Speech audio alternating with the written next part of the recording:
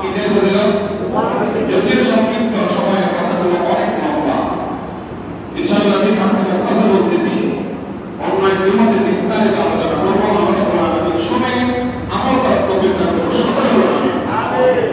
হাজিরিন, জুমার দিন এমন একটা দিন যেটাকে সাইয়্যিদুল আইয়াম তথা সকল দিনের শ্রেষ্ঠ দিন বলা হয়েছে। সুবহানাল্লাহ। সকল মাখলুকাতের মধ্যে যেমন স্রষ্টার পরে যিনি শ্রেষ্ঠ তিনি হলেন আমার নবী। সুবহানাল্লাহ। 12টি মাসের মধ্যে রমজান শ্রেষ্ঠ, দিনের মধ্যে আমার নবীজি বলেন এই জুমার দিন শ্রেষ্ঠ। সুবহানাল্লাহ। এই ব্যাপারে স্বতন্ত্র আল্লাহ রাব্বুল আলামিন কোরআনুল কারীমে একটা সূরা নাযিল করেছেন, যে সূরাটির নাম হলো সূরাতুল জুমআ। আজকে আমরা এই সূরা জুমআর 9তম আয়াত নিয়ে ইনশাআল্লাহ আলোচনা করব। আল্লাহ রাব্বুল আলামিন আমাদেরকে শুনে যেমন আমল করার তৌফিক দান করে সকলে বলুন আমিন। মুআজ্জিজ কথা কবির মনোযোগ। আল্লাহ রাব্বুল আলামিন কোরআনুল কারীমে বলেন, বিসমিল্লাহির রহমানির রহিম, ইয়া আইয়ুহাল্লাযীনা আমানু ইযা নুদিয়া লিস-সালাতি মিন ইয়াউমিল জুমআহ। আমার আল্লাহ কোরআনুল কারীমে এই জুমার দিনের ব্যাপারে আলোচনা করতেছেন। ইয়া আইয়ুহাল্লাযীনা আমানু, হে বিশ্বাসীগণ, হে ঈমানদারেরা, ইযা নুদিয়া লিস-সালাতি মিন ইয়াউমিল জুমআহ, জুমার দিন তোমাদেরকে আহ্বান করবে নামাজের জন্য। আল্লাহ রাব্বুল আলামিন আমাদেরকে বলতেছেন, তোমরা যখন জুমার নামাজ আলোচনা শুনবে তোমাদের ব্যবসা বাণিজ্য সকল কিছু বন্ধ করে দাও এবং আমি আল্লাহর ঘরের মধ্যে তোমরা নামাজের জন্য চলে যাও। সুবহানাল্লাহ। শুধু আল্লাহ রাব্বুল আলামিন এখানে ক্ষান্ত করেন নাই, আমাদেরকে তাগিদ দিচ্ছেন, তোমাদের ব্যবসা থাকলে ব্যবসা ক্লোজ করে ব্যবসা বন্ধ করে আল্লাহর ঘরে চলে যাও। সুবহানাল্লাহ। এটা আমাদেরকে তাগিদ দিচ্ছেন। আমার নবীজি বলেন এই জুমার এমন ফজিলত জানো, কেউ যদি ইবনে মাজাহ শরীফের 1087 নম্বর হাদিস, 1087 নম্বর হাদিস, আমার নবী বলেন কেউ যদি জুমার দিন সুন্দর করে গোসল করে, নতুন জামা পরে, আতর লাগিয়ে, সুগন্ধি লাগিয়ে পায়ে হেঁটে মসজিদে আসে, আমার নবীজি বলেন ওই মসজিদে আসার পরে সামনের কাতারে বসে যায়, ইমাম সাহেব যা বলে তারা শুনে, কারোর সাথে কোনো কথাবার্তা নয়, এই লোকটা যদি নামাজ শেষ করে বাড়িতে যায়, সে বাড়ি থেকে আসতে যত কদম দিয়েছেন প্রত্যেক কদমের বিনিময়ে আল্লাহ 1 বছর রোজা এবং 1 বছর নামাজ পড়ার সওয়াব প্রদান করে দিবেন। সুবহানাল্লাহ। আরেকটু জোরে বলুন সুবহানাল্লাহ।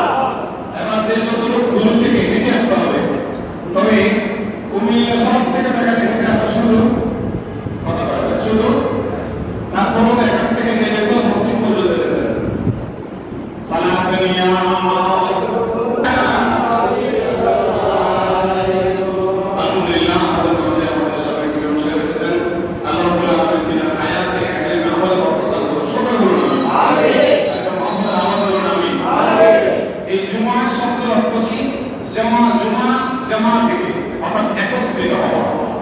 একত্রিত হওয়াকে জমা বলা হয়, আর ইয়াউমুল জুমআহ একত্রিত হওয়ার দিনকে বলা হয়।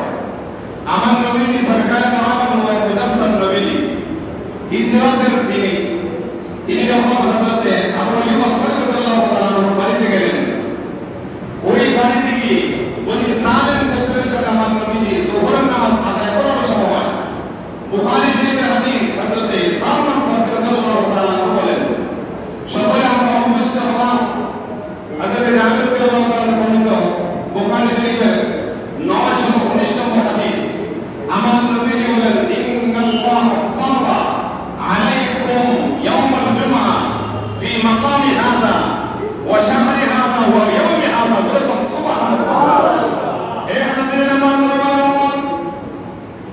যেদিন আমার নবীজি বলে সালামের গোত্রের মধ্যে যোহরের নামাজ আদায় করবেন, ওই সময় আল্লাহ রাব্বুল আলামিন জিবরীলের মাধ্যমে আমার নবীর কাছে গেলেন। আমার নবীজি বললেন, ইয়া রাসূলুল্লাহ, নবী গো, ও মায়ার নবী, আগের কার যুগের মধ্যে যত কিতাব নাযিল করা হয়েছে সকল কিতাবের মধ্যে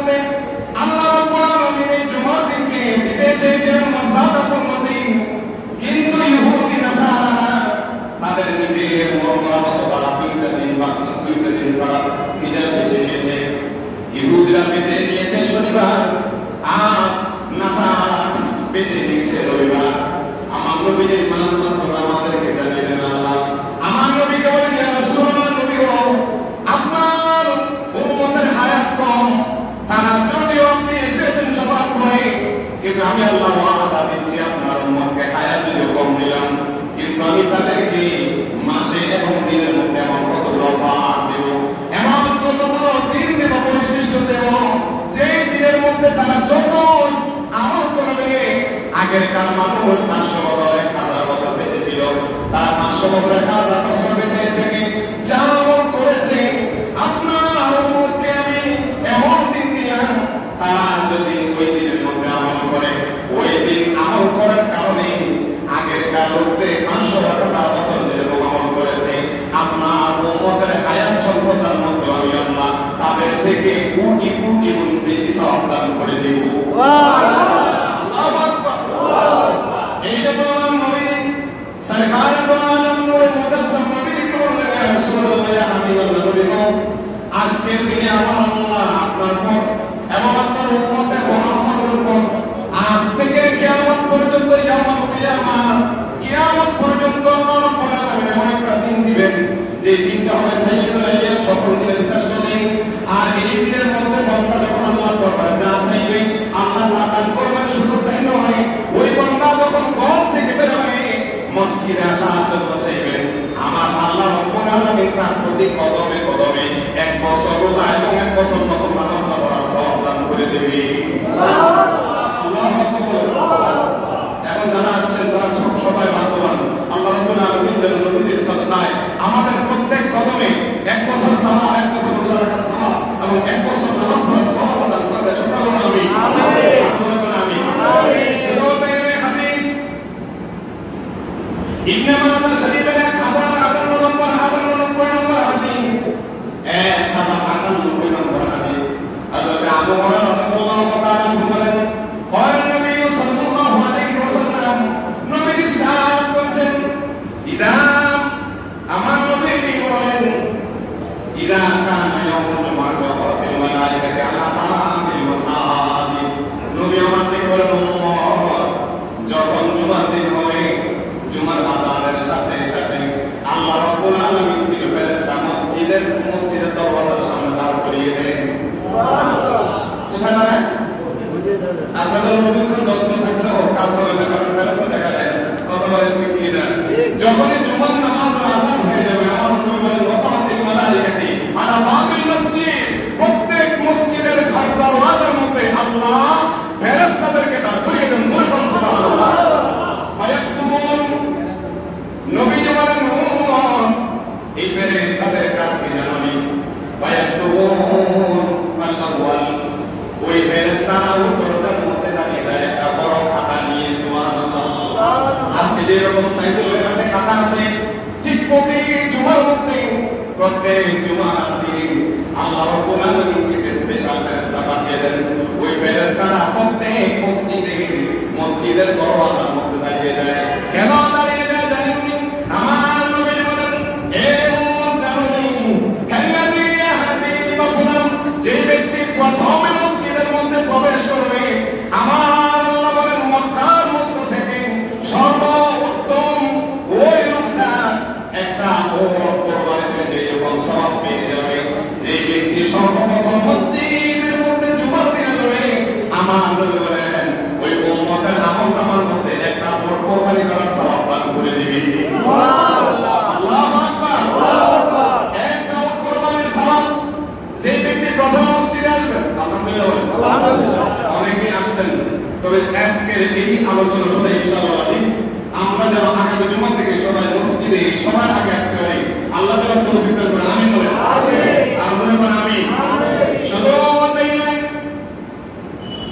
আমার নবী বলেন, ফাল্লাযী, এরপরে দ্বিতীয় ব্যক্তি যে আসবে, আমার নবী বলেন, ইয়াতি বাবা, তার আমলনামার মধ্যে একটা গরু কোরবানির সওয়াব দান করে দেবে। সুবহানাল্লাহ। প্রথম লোকটা পাবে। এখন বলবেন, হুজুর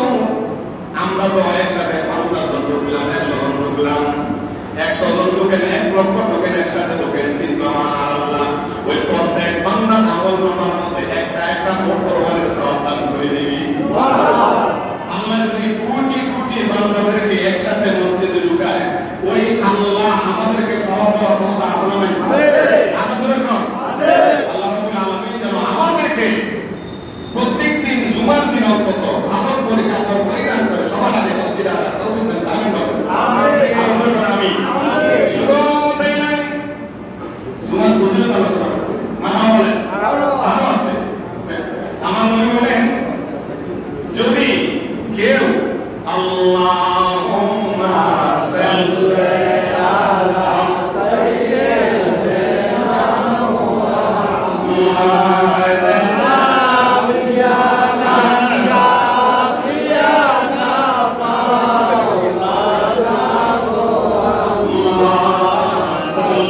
আল্লাহুম্মা সাল্লি আলা সাইয়্যিদিনা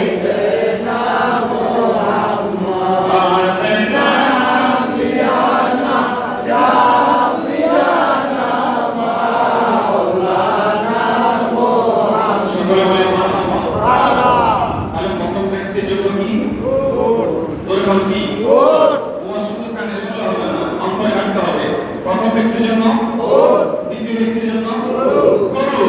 এখন 3 নম্বরে যারা আসবেন, আমার নবী বলেন যারা 3 নম্বরে আসবেন কাবসান, তার আমার নামার মধ্যে একটা ছাগল কবরে দেওয়া সন্তান করে দেবে। এইভাবে আস্তে আস্তে আমার নবী বলেন যখনই ইমাম সাহেব খুতবার জন্য দাঁড়িয়ে যাবেন, তখন ওই ফেরেশতারা আপনি আসতে থাকছেন যতক্ষণ পর্যন্ত ইমাম সাহেব খুতবা দিবেন, খুতবা দেওয়ার আগ পর্যন্ত যারা আসবে তার আমল নামার মধ্যে একটা ডিম কোরবানি করার সওয়াব প্রদান করে দিবেন। সুবহানাল্লাহ। তাহলে সর্বশেষ ডিম কোরবানি করলে যে সওয়াব, ওই সওয়াব দান করবেন। আচ্ছা বলেন তো, এটার মধ্যে কোন আমাদের খরচ গেছে? কোনো আমাদের কোনো পুঁজি আছে? তাহলে বিনা পুঁজিতে এত আমাদের অফার দিচ্ছেন, কিন্তু আমরা তো সেই মানুষ করতে পারলাম না। আমরা তো দুর্ভাগ্য। হুজুরে কোন সময় খুতবা শেষ করে যখন মুয়াজ্জিন দাঁড়াবে কিসের জন্য? আকামতের জন্য, তখন আয়েশা সবার পিছন দিয়ে হুমড়ি লাগে। কিন্তু এই যে বসে থাকলেন কতক্ষণ সময়? প্রত্যেকে হয়তো 1 ঘন্টা সময়। কয় ঘন্টা? 1 ঘন্টা। হয়তো 1 ঘন্টা সময় আপনি বসে থাকলেন। আর আমার মনে করেন ইবনে মাজাহ শরীফের হাদিস, যারা এই মসজিদের মধ্যে নামাজের জন্য বসে থাকবে, আমার নবী বলেন নামাজ পড়লে যে সওয়াব, সে মসজিদে বসে থাকলে আল্লাহ এই সব দান করে দিবেন। সুবহানাল্লাহ। এই মসজিদে আসলে সওয়াব আছে না নাই? আছে। আলোচনা কর। আছে। শুধু তাই নয়, ইবনে মাজাহ শরীফের 1058 নম্বর হাদিস, আমার নবী বলেন এই জুমার দিন সাধারণত দিন নয়, ঈদুল মুসলিমিন, সকল মুসলমানদের ঈদের দিন হলো জুমার দিন। সুবহানাল্লাহ। কিসের দিন? ঈদের দিন। আলোচনা কর। ঈদের দিন। আমাদের দেশের মধ্যে আছে তুই ইচ্ছা করে খায় না, আছে না নাই? আছে। শুধু তাই নয়, আমার নবী বলতেছেন হাদিস 1084 নম্বর ইবনে মাজাহ, নোট করে নেবেন। আমার নবী বলেন এই জুমার দিন কেমন দামি জানো? ফি ঈদুল ফিতর ওয়া ঈদুল আযহা, ঈদুল ফিতর এবং ঈদুল আযহা থেকে শ্রেষ্ঠতম দিন হলো জুমার দিন। সুবহানাল্লাহ। তাহলে আমার নবী বলতেছেন জুমার দিন হলো ঈদুল ফিতর এবং ঈদুল আযহা থেকে শ্রেষ্ঠ দিন। এখন ঈদুল ফিতর থেকে ঈদুল আযহা দিন থেকে যদি জুমার দিন শ্রেষ্ঠ হয়, এটা মহত্ব আছে না নাই? আছে। আলোচনা কর। আছে। এবার আসেন, সময় একদম সংক্ষিপ্ত। আমার নবী কয় এই জুমার দিনে এমন একটা সময় আছে, ফাসআলিল্লাহ, আল্লাহর কাছে বান্দা যখন যা চাইবে আল্লাহ তখন তা দান করে দেবেন। সুবহানাল্লাহ। সুবহানাল্লাহ। জুমার দিন বান্দার কোনো দোয়া আল্লাহ ফেরত দেয় না। ওই সময়টা কোন সময়? মুফাসসিরিনে কেরাম লিখেছেন আসর থেকে মাগরিব পর্যন্ত যে সময়টা রয়েছে, ওই সময়ের মধ্যে জুমার দিনে যদি বান্দা আল্লাহর দরবারে দোয়া করে, আল্লাহ তা কবুল করে দেন। সুবহানাল্লাহ। তো মুহাম্মদ বলেন সুবহানাল্লাহ। এবার আসেন, আমাদের সমাজের মধ্যে জুমা তওয়াক্কালী লোক আছে না নাই? আছে। তো মুহাম্মদ আছে না নাই? আছে। এবার আবু দাউদ শরীফের 1051 নম্বর হাদিসের মধ্যে আমার নবী বলেন মান তারাকাল জুমাতি সালাসান, কেউ যদি 3 জুমা নিজের মন মতো করে ছেড়ে দেয়। কয় জুমা? 3 জুমা। আছে না নাই? আছে। ব্যবসার জন্য ব্যবসার পথে কে দেখবে? ব্যবসা দেখার কোনো সুযোগ রূপ নাই, এই সুদ ছেড়ে দেয় না? ছেড়ে দেয়। নামাজ তরকায় আছে না নাই? আছে। আমার নবী কয় তার কলবের মধ্যে আল্লাহ মোহর মেরে দেবে। অন্য হাদিসের মধ্যে আছে ওই বান্দা যা আমল করবে আল্লাহ কবুল করবেন না, অর্থাৎ তার সাথে আল্লাহর কোনো মুআমালা নাই, তার কলবের মধ্যে আল্লাহ মোহর মেরে দেয়। এবং কেউ যদি জুমার দিনকে অস্বীকার করে সে সরাসরি কাফের হয়ে যাবে। যখন নাউজুবিল্লাহ, তাহলে জুমার দিনের বরকত আছে না? আছে। আলোচনা কোন আছে? ইনশাআল্লাহ আজকে তো খণ্ডকালীন আলোচনা করেছে জুমার আলোচনা। ইনশাআল্লাহ যে সময় করে